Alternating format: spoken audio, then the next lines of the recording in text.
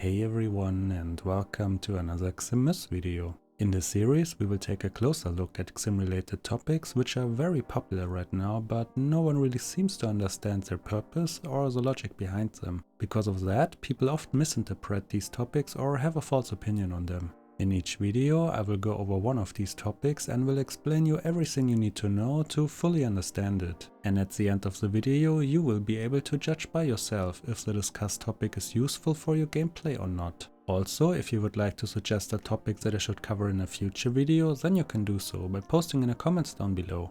So today I will explain you which of the two input methods is better from a competitive point of view, keyboard or analog stick devices. For that we will consider all important aspects that determine how well you will perform in your favorite game when using a keyboard or an analog stick. So this video will not focus on the aiming part, but on the movement and game actions that you execute with those two devices. To further clarify what I mean with analog sticks, I refer to devices such as the Sony navigation controller, the Logitech G13 or the Azeron. All of these have true analog sticks with some additional buttons on top. Of course, there are also devices such as the Nintendo Switch Joy-Con, but those are usually just slightly remodeled versions of the three devices that you can see right now. What I'm not talking about are products like the Razer Tartarus or the Orb Beaver. While it looks like those two have a real analog stick, it's actually just an 8-way directional thumb pad. So basically not much different to moving with a D-pad or a keyboard. Therefore, if you're interested in analog sticks, you should probably not consider those two devices, unless you have the needed skills to replace that thumb pad with a real analog stick.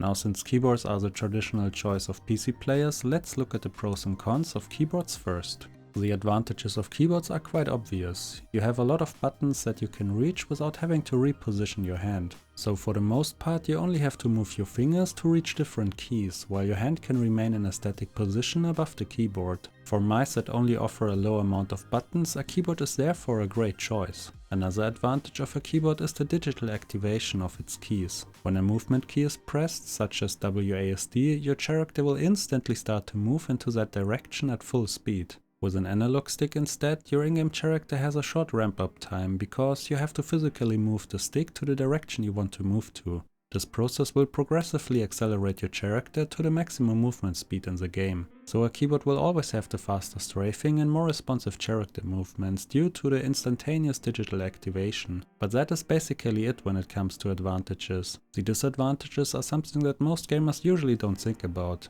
A big disadvantage of a keyboard is, for example, its requirement to dedicate 2 of your fingers for the movement. To clarify what I mean by that, let's look at the following keyboard layout. Usually you will place your ring finger, middle finger and index finger on WASD. Depending on which direction you want to move to, you either have to press 1 or 2 buttons at the same time. If you want to walk forward, you press W, and if you want to walk in a diagonal, you press W and D, for example. So no matter where you want to move, you always have to use between 1 and 2 fingers. And let's be honest, in pretty much any shooter you always want to keep moving to not be an easy target. So the situation is basically present all the time when you're playing. Now of course this will also limit your ability to press any of the other keys while you're moving. So you are left with 3 remaining fingers to press the surrounding keys, and depending on what game you're playing and how many buttons your mouse has, that may not be enough. I will soon upload a video in which I will address this in more detail, plus how you can optimize your keyboard bindings to become a better player. The second disadvantage of a keyboard is about the aim assist.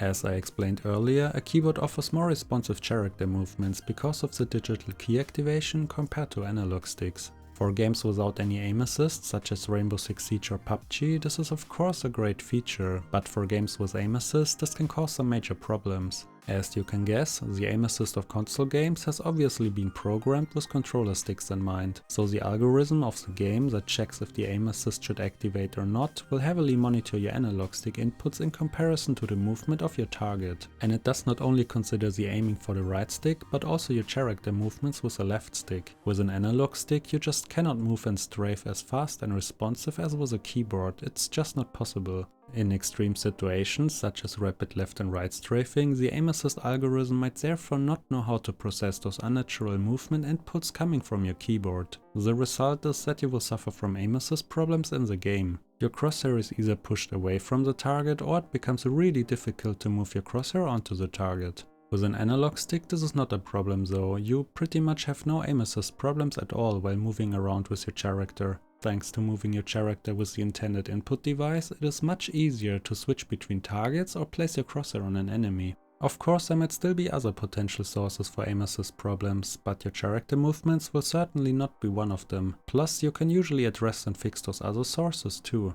The second advantage of analog sticks is obviously the movement control that you have over your character. Not only can you pick the speed at which you want to walk, you can also make use out of the full 360-degree range of an analog stick. With a keyboard you can only move into 8 different directions, while an analog stick offers 360 different possibilities. Because of the increased character control, your crosshair placement will also require less correction to be on target, which can boost your overall aiming accuracy.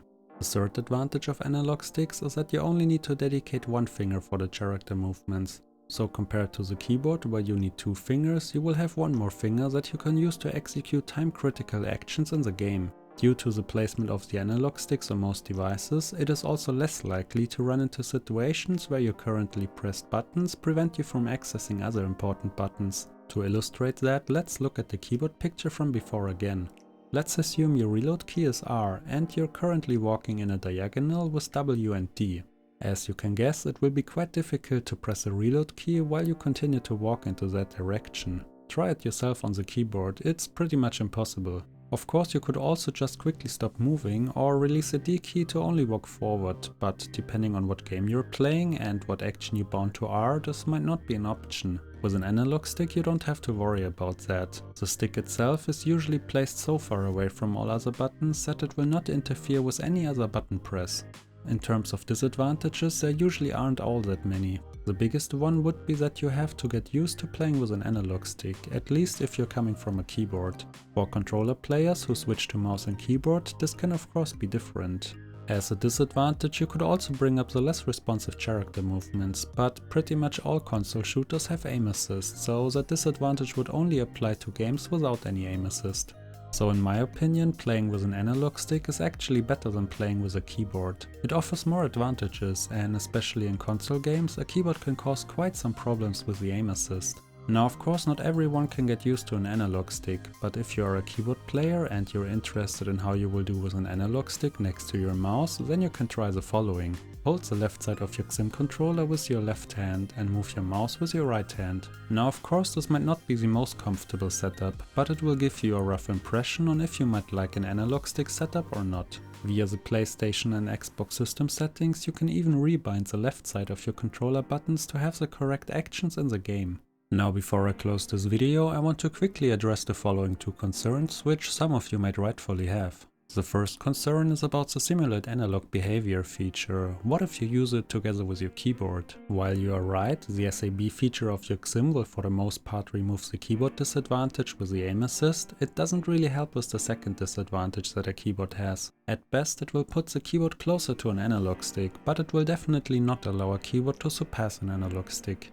The second concern is the following. If analog stick movements have so many advantages, why are most PC pros not using any of these devices then? Well, that is indeed a fair question, and I'd say it mainly comes down to the following 2 reasons. The first one is that PC games don't have any aim assist, so you will only benefit from the more responsive keyboard movements rather than suffering from aim assist problems. The second reason is that there are pretty much only 3 products on the market that are worth it to buy, and all of them have their own downsides. The first product is a Logitech G13. It requires rather large hands to comfortably play with it for longer sessions. Plus it is out of production for quite some time now and has to be bought from sources such as eBay.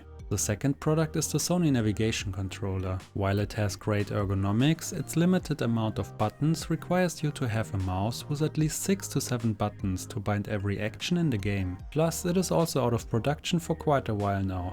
The third product is the Azeron. It is probably the most promising device out of all of these 3, and it's also rather new. Its problem though is the rather high price, plus it often is out of stock, which further increases the price for new models on eBay or other sources. So yeah, if you know a good analog stick device that doesn't cost a fortune, then definitely post it in the video description down below. If you have any questions about the XIM or about this keyboard and analog stick comparison, just ask in the comments down below. Guys, if you liked this video, hit the like button or even subscribe to this channel. And for the crazy guys out there, you can even become a channel member now. I'd really appreciate that. Also, let me know if you would like to see more of these XIM videos, and don't forget to post your own suggestions in the video description. But that's about it for this video, guys. Thanks for watching, and I will maybe see you in the next one.